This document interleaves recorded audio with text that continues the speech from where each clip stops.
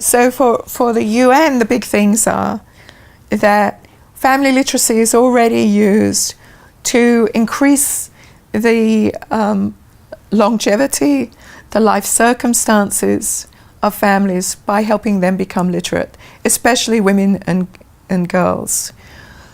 There are family literacy programs that focus on all of the sustainability goals. And there are family literacy programs that are responding to armed conflict, supporting individuals, members of families, children, adults who have been impacted by war, which is huge. Absolutely. It's a moral imperative that we need to step up to. And then sustaining the way in which we can sustain peace.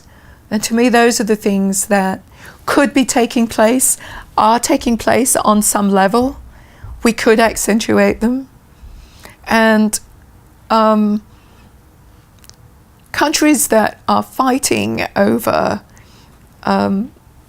trade, are fighting over weaponry, possessions, who has resources, all of them are in some way supporting families. It is the one piece of this that brings every country together. And I think that it's really important that we try to emphasize the work that the countries can do together. And then for families, anyone listening to this who's not working at the UN, which is most people, I would imagine, is that the work we do in our communities is absolutely vital to the survival of our children.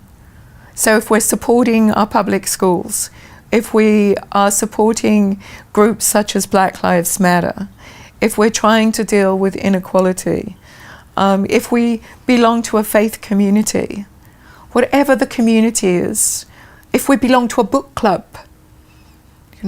whatever it is that brings community together is actually one of the most important things we can do in sustaining life on the planet for our children. The stronger the community, the more resources we put into communities, the more likely it is that our kids will survive. So it works on a local level, works on the family level, it works on the community level, and it works on a global level. Letitia James, who is she's the public advocate for New York City. She's fabulous. She was here a couple of weeks ago, and she said, if you want to get a job done, give it to a woman. And I think it's not just that we need more women.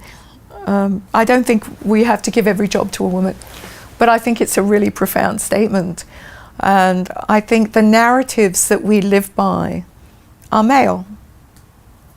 Everything we do is framed by male ways of living and existing on this planet. And so these are recurring narratives. They go from generation to generation.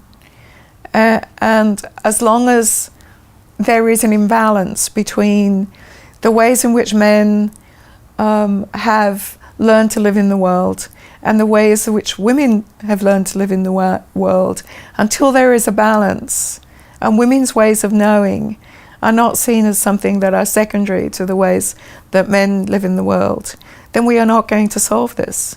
Because we need in the family the idea of that the family is the unit that we all share. And a lot of that work is done by mothers and grandmothers and sisters and the communities they build of their women friends.